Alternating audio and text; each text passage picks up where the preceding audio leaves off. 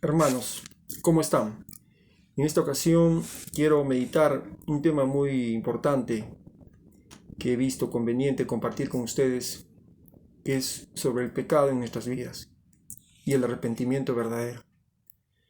Eh, y para esta ocasión he decidido titular este tema El día en que Satanás se arrepintió. Sí, el día en que Satanás se arrepintió. Y este es un hecho que sucedió hace mucho tiempo atrás, ¿no? Satanás se arrepintió aparentemente y fue muy triste lo que pasó con él, hasta vemos, ¿no?, lo que va a pasar con él en el futuro. Y quiero tomar esta experiencia también para nosotros, porque estamos infectados con el mismo virus del pecado que tiene Satanás. Tenemos la misma enfermedad, los mismos síntomas y las mismas consecuencias si no somos sanados a tiempo. Hermanos, Satanás se utiliza para más o menos hacernos conocer cómo fue la rebelión en el cielo al rey de Tiro, ¿no? En Ezequiel capítulo 28 vemos que Ezequiel capítulo 28 es una analogía de Satanás cuando habla el profeta contra el rey de Tiro, pero es Satanás a la vez también, ¿no? Ezequiel 28 versículo 1 y 2 dice: y vino a mí palabra de Jehová diciendo: Hijo de hombre, di al príncipe de Tiro, así ha dicho Jehová el Señor, por cuanto se enalteció tu corazón y dijiste: yo soy un Dios, en el trono de Dios estoy sentado en medio de los mares, siendo tú hombre y no Dios, y has puesto tu corazón como corazón de Dios. Y luego ya sabemos los versículos muy conocidos por nosotros. En el versículo 14, por ejemplo, dice: tú querubín grande, protector, yo te puse en el santo monte de Dios, allí estuviste, en medio de piedras de fuego te paseabas, perfecto eres en todos tus caminos desde el día que fuiste creado hasta que se halló en ti maldad. Se enalteció tu corazón a causa de tu hermosura, corrompiste tu sabiduría a causa de tu resplandor. Yo te arrojé por tierra delante de los reyes y te pondré para que miren en ti. Con la multitud de tus maldades y con la iniquidad de tus contrataciones profanaste tu santuario. Yo pues saqué fuego de en medio de ti, y el cual te consumió, y te puse en ceniza sobre la tierra de los ojos de todos los que te miran. Es el fin de Satanás. Pero Dios está tomando la figura de un rey malvado, orgulloso, altanero, para describir también la experiencia, no lo que fue Satanás en el cielo. De igual manera, Dios utiliza la figura de Judas, ¿no?, para una analogía de Satanás en el cielo.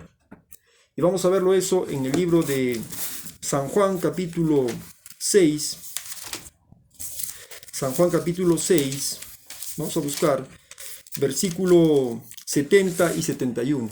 Jesucristo dijo: Jesús le respondió: ¿no os he escogido yo a vosotros los 12 y uno de vosotros es diablo? Hablaba de Judas Iscariote, hijo de Simón, porque este era el que le iba a entregar y era uno de los 12. Así como Satanás fue tomado, ¿no?, de entre los ángeles por Dios, fue admitido como un comandante de ángeles, como un ángel importante, tuvo privilegios, recibió el amor de Dios, la bondad de Dios. De igual manera, Judas tuvo ese privilegio como los apóstoles, pero Judas traicionó a su Señor. Así como Satanás traicionó a Cristo en el cielo, creando una conspiración contra Cristo, ¿no? Sabemos la historia, cómo Satanás se rebeló y se corrompió por su pecado. Al principio, dice la Escritura, si leemos Patriarcas y Profetas, Jesús habló con Satanás, le rogó prácticamente con amor. Dice Patriarcas y Profetas que la sabiduría humana, la sabiduría divina que diga, hizo todo lo posible por convencer a Satanás de su pecado, hacerle ver que no tenía motivo de rebelarse contra Jesucristo, contra el Padre, contra Dios, contra la ley de Dios. Pero Satanás fue obstinado y persistió, y él, al ver la misericordia de Dios, abusó de esa misericordia y siguió acariciando su pecado de codicia, de ensalzamiento propio, de orgullo y de rebeldía. Y finalmente Satanás fue echado del cielo. Sabemos muy bien esto nosotros, que Satanás fue echado del cielo. Pero mientras cuando Cristo lo llamaba al arrepentimiento, y Satanás se daba cuenta que estaba equivocado, ahí él podía arrepentirse, todavía tenía un tiempo para arrepentirse. ¿Cómo Dios no le iba a dar una oportunidad si era el ángel más hermoso que Dios lo había creado? El ángel que Dios le dio un cargo importante, lo hizo más hermoso que todos, le creó los instrumentos musicales, era la perfección de todos los ángeles. Dios lo amaba a Satanás también. Pero Satanás abusó de la misericordia de Dios. Hizo un mal uso de esa gracia, de esa misericordia. Así como el pueblo de Israel también, ¿no? Hizo un mal uso de la gracia de Dios y acabó destruido, ¿no? Y así nosotros, sin darnos cuenta, también estamos pisoteando la sangre de Cristo, sin saber las consecuencias en el futuro de lo que nos puede suceder. Hermanos, el pecado se arraiga en nosotros, y cuando se arraiga, ya forma parte de nosotros. Para Satanás ahora, de lo que era un ángel perfecto, hermoso, santo, inmaculado, se vuelve en el príncipe del mal, el padre de mentira, el homicida. Él es el gran adversario, el príncipe de las tinieblas. Él se complace en el dolor, en el pecado, en el sufrimiento. Es su deseo de él. Él vive para eso. Él se ha corrompido, se ha degradado. Ya no es el ángel santo y perfecto. Dejó que el pecado albergara en su vida, echara raíces, echara semillas, y fue demasiado tarde. Cuando él se dio cuenta de esto, al ver las consecuencias de su pecado, al ver cómo los ángeles que se habían rebelado junto con él empezaron a tener peleas entre ellos, amargura, a tener desesperación, incertidumbre, y ver que Satanás había perdido su puesto importante, dice que se arrepintió, entre comillas, se arrepintió. Y fue donde Cristo y pidió audiencia para que se le volviera a recibir en el cielo. Vamos a leer esto en el libro de Historia de Redención, en la página 28 y 29, el capítulo 3, titula Las consecuencias de la rebelión. Dice así: Satanás procura su restitución, titula. Satanás tembló al contemplar su obra. Meditaba a solas en el pasado, el presente y sus planes para el futuro. Su poderosa contextura temblaba como si fuera sacudida por una tempestad. Entonces pasó un ángel del cielo, lo llamó y le suplicó que le consiguiera una entrevista con Cristo. Le fue concedida. Entonces le dijo al Hijo de Dios que se había arrepentido de su rebelión y deseaba obtener nuevamente el favor de Dios. Deseaba ocupar el lugar que Dios le había asignado previamente y permanecer bajo su sabia dirección. Cristo lloró ante la desgracia de Satanás, pero le dijo, comunicándole la decisión de Dios, que nunca más sería recibido en el cielo, pues éste no podía ser expuesto al peligro. Todo el cielo se malograría si se le recibía otra vez, porque el pecado y la rebelión se habían originado en él. Las semillas de la rebelión todavía estaban dentro de él. No había tenido en el curso de su rebelión motivo alguno para actuar de esa manera, y había acarreado ruinas sin esperanzas, no solo para sí mismo, sino para las huestes de ángeles que habrían sido felices en el cielo si él se hubiera mantenido fiel. La ley de Dios podía condenar, pero no perdonar. No se arrepintió de su rebelión porque había visto la bondad de Dios, de la cual había abusado. No era posible que su amor por Dios hubiera aumentado tanto desde la caída como para conducirlo a una gozosa sumisión y a una obediencia feliz a su ley, que había sido despreciada. La desgracia que experimentó al haber perdido la dulce luz del cielo, el sentimiento de culpa que le oprimía y la desilusión que experimentó al ver que sus esperanzas resultaban fallidas, eran la causa de su dolor. Ser comandante fuera del cielo era muy diferente que gozar de este honor en él. La pérdida de todos los privilegios que había tenido en el cielo le pareció demasiado grande como para soportarla. Deseaba recuperarlos. Qué triste. No se arrepintió de verdad, fue un arrepentimiento falso por temor a las consecuencias, no por sentir dolor por el pecado mismo. Así como Faraón, cuando vio las plagas y él se arrepintió por las consecuencias de esas plagas, cuando pasó el momento, el tiempo, él volvió a perseguir a Israel porque fue un arrepentimiento falso. De igual manera Judas, él, dice la Escritura, devolvió las monedas, ¿no?, que había cobrado por la entrega de Jesús. Vamos a buscar Mateo capítulo 27, hermanos. Mateo 27 dice que Judas, al ver que Jesús no hacía nada por librarse, al ver que Jesús era llevado ya a la muerte segura, Judas se asustó, porque él sabía que era el Hijo de Dios. Él vio los milagros que había hecho. Entonces Judas tuvo temor. Dice ahí en Mateo 27, versículo 1 al 4, dice: venida la mañana, todos los principales sacerdotes y los ancianos del pueblo entraron en consejo contra Jesús para entregarle a muerte. Y le llevaron atado y le entregaron a Poncio Pilato, el gobernador. Entonces Judas, el que le había entregado, viendo que era condenado, devolvió arrepentido las 30 piezas de plata a los principales sacerdotes y a los ancianos, diciendo: yo he pecado, entregando sangre inocente. Mas ellos dijeron: ¿qué nos importa a nosotros? Allá tú. Y arrojando las piezas de plata en el templo, salió y fue y se ahorcó. Qué triste la historia de Judas. Se ahorcó. Pero dice la Escritura que se arrepintió, aparentemente, devolvió el dinero que había cobrado por su maestro. Pero su arrepentimiento no fue verdadero, porque él tenía temor a las consecuencias. Temor a las consecuencias. Recordemos que cuando estuvo en la Santa Cena, Jesús le dijo: acá hay uno que me va a entregar para que se cumpla la Escritura. Así dijo Jesús. Ay de aquel hombre, mejor hubiera sido que no hubiera nacido. Y Judas se acordó de esas palabras. Y Judas se atemorizó por su futuro, porque su pecado ya se había arraigado en él. El pecado de la codicia. Hermanos, Judas ya tenía ese pecado acariciado mucho tiempo antes que este gran acontecimiento de su vida. En San Juan capítulo 12 dice la Escritura que cuando la mujer derramó el perfume carísimo a los pies de Cristo, él la criticó a ella y puso en duda a los discípulos, ¿no?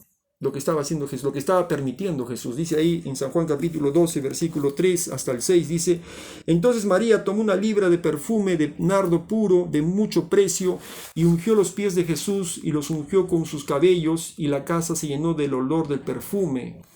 Y dijo uno de sus discípulos, Judas Iscariote, Simón, hijo de Simón, el que le había de entregar: ¿por qué no fue este perfume vendido por 300 denarios y dado a los pobres? Era mucho dinero ese perfume. Pero dijo esto no porque se cuidara de los pobres, sino porque era ladrón y tenía la bolsa y sustraía lo que se echaba en ella. Entonces Jesús dijo: déjala, para el día de mi sepultura ha guardado esto. Hermanos, Judas ya practicaba el hurto, el robo, el engaño, tiempo antes de esto. O sea, él dejó que el pecado siguiera anidando en su vida, hasta que después se arraigó en su vida. Y retroceder de su pecado fue ya muy difícil, así como Satanás pidió aparentemente ser restituido en el cielo. Aparentemente dijo: ya me he arrepentido, pero fue por temor a las consecuencias, hermanos. Así muchos de nosotros, cuando nos pasa algo malo en la vida, una desgracia, pedimos perdón a Dios por temor a las consecuencias, mas no por dolor al pecado, hermanos. Eso marca la diferencia. ¿Qué tipo de arrepentimiento tenemos nosotros, hermanos? ¿Qué tipo de arrepentimiento tenemos nosotros? Vamos a leer 2 Corintios capítulo 7. 2 Corintios, el capítulo 7, dice la Escritura cómo debe ser el verdadero arrepentimiento, hermanos. 2 Corintios capítulo 7, versículo 9 y 10, dice así: ahora me gozo, no porque hayáis sido contristados, sino porque fuisteis contristados para arrepentimiento, dice Pablo, porque habéis sido contristados según Dios, para que ninguna pérdida padecéis por nuestra parte. Ya viene el versículo que quiero que se den cuenta acá, versículo 10, porque la tristeza que es según Dios produce arrepentimiento, pero para salvación, de que no hay que arrepentirse, pero la tristeza del mundo produce muerte. El arrepentimiento verdadero de Dios produce salvación. El arrepentimiento del mundo, que es convenencioso, egoísta, produce muerte. Hermanos, este es el peligro del pecado cuando lo dejamos albergar en nuestras vidas. Ese es el peligro del pecado cuando lo seguimos acariciando. Después se nos hace difícil dejar ese pecado. Hermanos, el pecado nos degrada. El apóstol Pablo dice en el libro de Hebreos capítulo 3, hermanos, cómo el pecado va endureciendo nuestra mente, nuestra conciencia. Al principio tenemos temor de Dios, después ya no tenemos temor de Dios, lo seguimos practicando. Dice Hebreos capítulo 3, versos 7 y 8, por lo cual, como dice el Espíritu Santo, si oyeres hoy su voz, no endurezcáis vuestros corazones como en la provocación el día de la tentación en el desierto. Versículos 12 y 13. Mirad, hermanos, que no haya en ninguno de vosotros corazón malo de incredulidad para apartarse del Dios vivo. Antes exhortaos los unos a los otros cada día, entre tanto que se dice hoy, para que ninguno de vosotros se endurezca por el engaño del pecado. El pecado te endurece. Hermanos, nuestra conciencia no llega a discernir bien la bondad de Dios, la justicia de Dios. Recordemos qué pasó con Adán y Eva. Eran santos perfectos, pero cuando pecaron, al poco tiempo empezaron ya a degradarse, a justificarse, a victimizarse, hermanos. Y vemos que eso pasó con Adán. Él dijo: la mujer que me diste, Señor, ella me dio a comer. Y la mujer dijo: la serpiente que tú creaste.